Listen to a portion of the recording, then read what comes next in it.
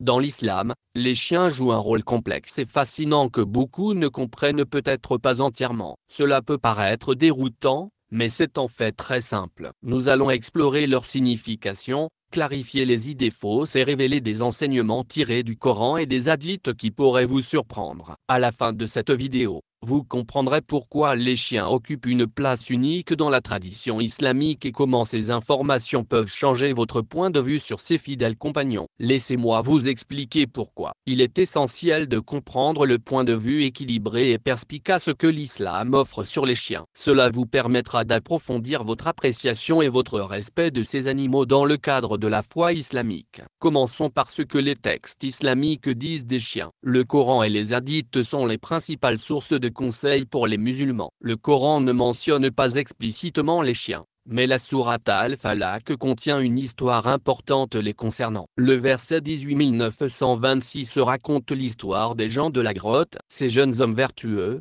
accompagnés de leurs chiens, se sont réfugiés dans une grotte et ont été miraculeusement endormis pendant de nombreuses années. La présence du chien est significative. Elle indique que ces animaux faisaient partie de leur communauté. Le verset dit: vous les auriez crus éveillés alors qu'ils étaient endormis. Il dit aussi: nous les avons tournés à droite et à gauche. Le chien étendait ses pattes à l'entrée du maïs. Cela peut sembler déroutant à première vue, mais c'est en fait très simple. Cette histoire met en évidence l'acceptation des chiens au sein de la communauté des croyants. Les hadiths font référence aux paroles et aux actes du prophète Muhammad, paix sur lui, pour fournir des conseils plus détaillés. Plusieurs hadiths mentionnent les chiens dans divers contextes, notamment la protection et la chasse. Le prophète, paix sur lui, a autorisé l'utilisation de chiens de chasse dressés. Dans Sahih Bukhari, on raconte que si un chien dressé pour la chasse attrape le gibier, il peut le tuer. Le hadith indique clairement que le gibier est destiné à être mangé. Sahih Bukhari, livre 67, hadith 43. Les chiens de garde et de berger sont autorisés à protéger le bétail et les biens. Le prophète Muhammad, paix sur lui, a dit que quiconque garde un chien, sauf pour chasser ou garder le bétail, verra sa récompense diminuer de 2 cras chaque jour. Sahih Bukhari, livre 54, hadith 541. Le prophète Muhammad, que la paix soit sur lui, a également déclaré que la gentillesse envers toutes les créatures, y compris les chiens, est importante. Un hadith célèbre raconte qu'une prostituée a été pardonnée par son maître. Une prostituée a été pardonnée par Allah pour avoir donné de l'eau à un chien assoiffé alors que celui-ci tournait autour d'un puits et était sur le point de mourir de soif. Une prostituée de Bani Israël l'a vu, a enlevé sa chaussure et l'a abreuvée, et Allah lui a pardonné cette bonne action. Sahih Bukhari Book 54 hadith 538. L'islam accorde une grande importance à la propreté, et cela s'étend aux interactions avec les chiens. Le concept d'impureté dans la jurisprudence islamique est clair, les chiens sont souvent considérés comme najis, c'est-à-dire que leur salive est impure. Le prophète Muhammad, paix sur lui, a déclaré qu'il est essentiel de laver un chien 7 fois s'il boit dans l'ustensile de l'un d'entre vous. L'accent mis sur la propreté permet aux musulmans de maintenir un état de pureté pour la prière et les autres devoirs religieux. Cette décision est basée sur des hadiths et vise à maintenir la pureté rituelle, en particulier pour la prière. Malgré l'accent mis sur la propreté, l'islam n'interdit pas la possession de chiens. Les règles encouragent le maintien de la propreté tout en reconnaissant les bienfaits des chiens. Cependant, si l'on s'arrête là,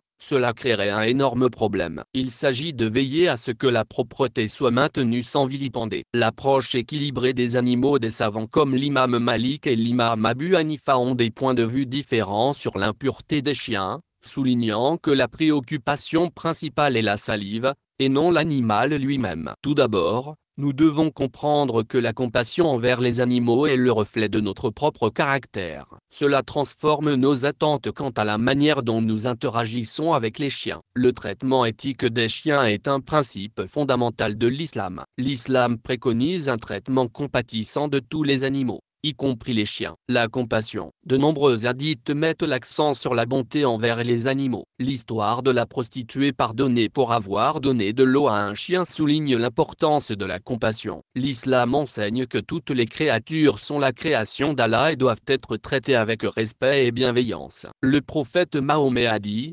Quiconque est bon avec les créatures de Dieu est bon avec lui-même. La stratégie consiste à traiter les animaux avec gentillesse et à éviter toute forme de préjudice. L'islam interdit strictement la cruauté envers les animaux. Il s'agit notamment de ne pas les utiliser pour des travaux inutiles ou pour leur faire du mal. Le prophète Muhammad, que la paix soit avec lui, a condamné sans équivoque les meurtres inutiles et les mauvais traitements infligés aux animaux. Dans un hadith, il raconte qu'une femme a été punie en enfer à cause d'un chat qu'elle avait enfermé jusqu'à ce qu'il meure. Elle ne lui avait pas donné à manger ou à boire lorsqu'il était enfermé et ne l'avait pas non plus libéré pour qu'il puisse manger les insectes de la terre. Sahih Bukhari, livre 54. Hadith 535. Mes recherches ont révélé que les chiens jouent un rôle essentiel dans de nombreux aspects pratiques de la vie quotidienne des communautés musulmanes. Dans les communautés musulmanes contemporaines, les chiens de travail sont utilisés à diverses fins pratiques,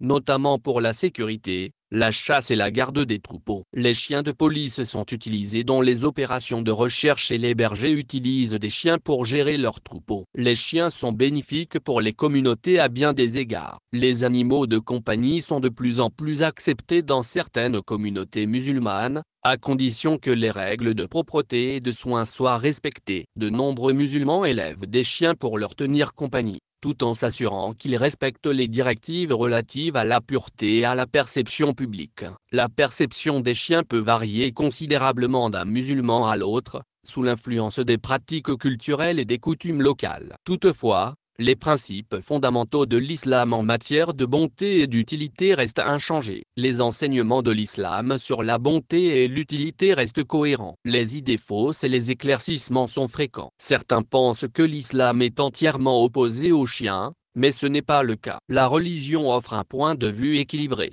reconnaissant à la fois les avantages et les responsabilités liées à l'élevage des chiens. Elle clarifie également le rôle des chiens. Les règles de propreté sont souvent mal comprises. Elles ne visent pas à vilipender les chiens, mais à préserver la pureté rituelle pour la prière. Les érudits soulignent l'importance de comprendre le contexte et la raison d'être de ces directives. Les musulmans qui possèdent des chiens doivent veiller à ce que leurs animaux n'interfèrent pas avec leurs pratiques religieuses. Ils doivent notamment veiller à la propreté de leur espace de vie et gérer les interactions de manière appropriée. C'est la clé pour comprendre la vision équilibrée des enseignements islamiques. L'islam offre une vision nuancée des chiens, reconnaissant leur utilité et le besoin de propreté. Les textes islamiques fournissent des lignes directrices claires sur la propreté et le traitement compatissant. Les musulmans peuvent bénéficier de la compagnie et des services des chiens tout en respectant leurs devoirs religieux. Si vous avez trouvé cette vidéo instructive, n'hésitez pas à l'aimer, à la partager et à vous abonner à ma chaîne pour obtenir d'autres informations utiles sur l'islam et ses enseignements. Laissez vos commentaires et vos questions ci-dessous, et je vous donne rendez-vous dans la prochaine